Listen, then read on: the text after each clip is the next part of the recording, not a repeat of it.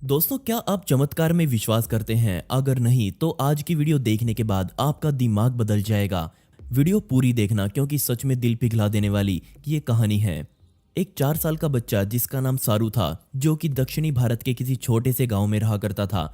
उसका जन्म एक बेहद गरीब परिवार में हुआ था और अपने परिवार का भरण पोषण करने के लिए सारू का बड़ा भाई, जिसका नाम गुड्डू था, वो हर रोज ट्रेन के डब्बों को धोने का काम किया करता था। साथ ही उनकी माता लोगों के घरों में अलग अलग तरह का काम करके अपने बच्चों का भरण पोषण करती। बेशक ये बिल्कुल भी आसान काम नहीं था। एक दिन उनकी माता को रात के समय काम पर जाना पड़ा, जिसके बाद बड़े भाई गुड्डू का काम था कि वो सारू को सुलाकर अपने काम पर चला जाए। उसे भी रात में ही अपने काम पर निकलना था। लेकिन इस कहानी में एक बदलाव आया जिसने इस परिवार को ऊपर से नीचे तक बदल कर रख दिया। उस रात सारू सोना नहीं चाहता था क्योंकि उसकी उम्र सिर्फ 4 साल की थी। इस उम्र में बच्चे अकेले कभी नहीं सो सकते। उसने रोना शुरू कर दिया और अपने बड़े भाई से जिद करने लगा कि वो भी उसे अपने साथ काम पर लेकर जाए। उस समय गुड्डू को अपने काम पर जाने की जल्दी थी। वो अपने छोटे भाई को बिल्कुल भी काम पर लेकर नहीं जाना चाहता था, लेकिन छोटे भाई की जिद के सामने उसने हार मान ली और दोनों भाई साइकिल पर बैठकर स्टेशन की ओर निकल पड़े। गुड्डू को लग रहा था कि कुछ ही घंटों में वो अपना काम खत्म कर लेगा और अपनी माँ के घर आने से पहले वो सारू को घर लेकर वापस पहुंच जाएगा। उसने सारू को बेंच पर सुलाया और गुड्डू अपना काम करने लगा। लेकिन सारू को अभी भी चैन नहीं था। वो वहां से उठा और पास ही खड़ी एक ट्रेन में जा घुसा। वो थका हुआ था, इसी वजह से कुछ ही देर बाद वो ट्रेन के फर्श पर सो गया। जब वो उठा तो वो ट्रेन अपनी पूरी गति से चल रही थी और उसे नहीं पता था कि ये अब कहाँ जाकर रुकने वाली है। ये सोचना भी शायद मुश्किल है कि उस छोटे से बच्चे पर क्या बीत रही होगी। बड़े बड़े खेत अपने बराबर से गुजरता हुआ देख सारू घबरा गया। पूरे 2 दिनों तक ट्रेन बिना रुके चलती रही और वो सीधा अपने निर्धारित स्थान पर जाकर रुकी। जी हाँ, कैलकाटा। ये स्थान सारू के लिए पूरी तरह से नया था। यहाँ के लोग भी उसके देखे हुए लोगों से मेल नहीं खाते थे, जिस वजह से बच्चा दुविधा में पड़ गया। उसे तो अब तक नहीं पता था कि वो कहाँ है। वो कैसे अपने घर को ढूंढेगा। आसपास मौजूद लोग अपने ही ख्यालों में गुम थे। कोई भी सारू पर ध्यान नहीं दे रहा था, क्योंकि उनके लिए भी ऐसे बच्चों को भीख मांगते हुए देखना आम बात थी। पूरा दिन सारू इधर उधर घूमता रहा और सड़क किनारे सोकर रात बिता डाली।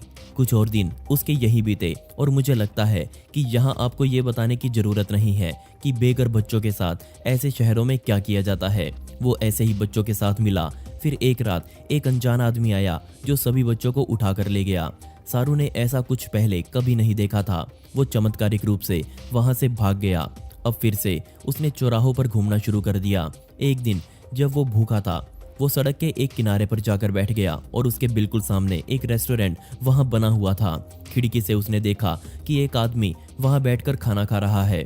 उसने उस आदमी की तरह अपने उंगलियों को चाटना शुरू कर दिया। इस तरह का काम करते हुए उस आदमी की नजर सारू पर गई। उस आदमी ने सारू से पूछा कि वो यहाँ अकेले क्या कर रहा है, उसका परिवार कहाँ है। लेकिन सारू अपने बारे में कुछ भी बताने में सक्षम नहीं था। इसके बाद वो आदमी सारू को एक अनाथालय लेकर पहुंचा। उसके माता पिता को ढूंढ पाना लगभग नामुमकिन था, क्योंकि उसे पढ़ना लिखना नहीं आता था। बेशक पुलिस ने भी इसके बारे में पता करने की कोशिश करी, लेकिन वो सभी इस काम में असफल रहे, जिसके बाद उसे अनाथ मान लिया गया। लेकिन किस्मत ने सारू के लिए कुछ और ही सोच रखा था। ऑस्ट्रेलिया में रहने वाले एक जोड़े ने सारू की फोटो अनाथालय की साइट पर देखी और उन्होंने उसे गोद लेने का सोचा। उन्होंने सारू की कागजी कार्रवाई करी और उसे अपने साथ ऑस्ट्रेलिया ले आए। समुद्र पार अब सारू के पास अपना घर था, अच्छा खाना था और वो माता पिता थे जो उसका अच्छे से ध्यान रखते थे। ऑस्ट्रेलिया में सारू की जिंदगी पूरी तरह से बदल गई। वो स्कूल जाता, नए नए दोस्त बनाता, सारा दिन गेम्स खेलता। आम शब्दों में वो एक आम जिंदगी जी रहा था। समय बीता, उसने स्कूल पास कर लिया और उसका दाखिला कॉलेज में हुआ। उसके पास अपनी खुद की एक गाड़ी भी थी। लेकिन इन सब के बीच अभी भी उसके दिल में पुरानी यादें थी जो उसके असली माता पिता और भाई की थी। क्या वो फिर कभी उससे मिल पाएगी? क्या वो अपने बच्चे को फिर से पहचान पाएगी? समय बीता, लेकिन उसने अपनी असली परिवार से मिलने की उम्मीद नहीं छोड़ी। कॉलेज में पढ़ते हुए उसे गूगल अर्थ की जानकारी हो चुकी थी। वो घंटों उस पर बैठकर इंडिया का नक्शा देखता और अपने गांव से मिलता जुलता कुछ ढूंढ रहा था। उसने खुद बताया कि दिन में लगभग 10 घंटे वो इस तरह से अपने लैपटॉप पर लगा रहता। इस तरह से पूरा 1 साल उसने ये काम किया। उसने ऑस्ट्रेलिया में बैठकर इंडिया के हर रेलवे स्टेशन को छाना, लेकिन हम सबको पता है कि भारत में 10,000 से भी ज्यादा स्टेशन मौजूद हैं। दिन रात मेहनत करने के बाद किस्मत ने उसका साथ दिया। उसे कुछ सैटेलाइट फोटोज मिली जिसे देखकर उसे कतई विश्वास नहीं हुआ। ये जगह कुछ उसके पैतृक गांव जैसी लग रही थी। उसे अपने गांव में मौजूद नदी पर बना ये ब्रिज याद था। वो बिल्कुल ऐसा ही लग रहा था। जी हाँ, उसे अब अपना गांव मिल चुका था और बिना कुछ सोचे उसने फ्लाइट पकड़ी और एक लंबे समय के बाद वो इंडिया वापस आया। एयरपोर्ट से सीधा वो उस गांव में गया और अपना घर ढूंढने लगा। लेकिन अब जरा सोच कर देखिए तब क्या होगा जब उसे ये पता चलेगा कि उसका परिवार का कोई भी सदस्य अब वहां नहीं रहता। अगर रहता भी हो तो क्या वो उसे पहचानेंगे?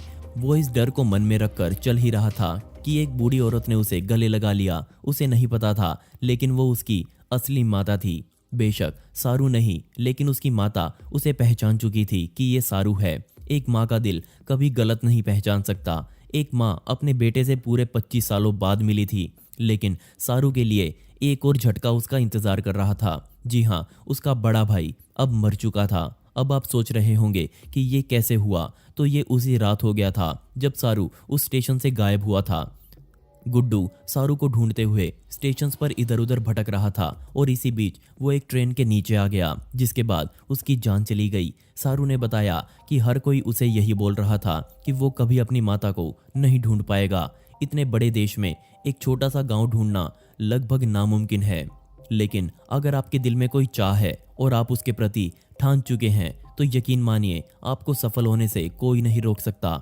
आज सारू ऑस्ट्रेलिया में रहता है।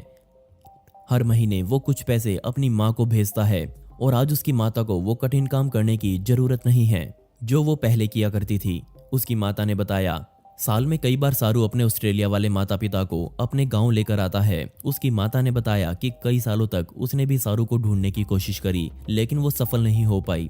उसके पास एक ही चारा था और वो था इंतजार करना, और ये इंतजार पूरे 25 सालों तक चला। कमाल की बात यह थी कि सारू की जिंदगी पर एक फिल्म भी बनी हुई है जिसने पूरी दुनिया का ध्यान उस पर खींचा।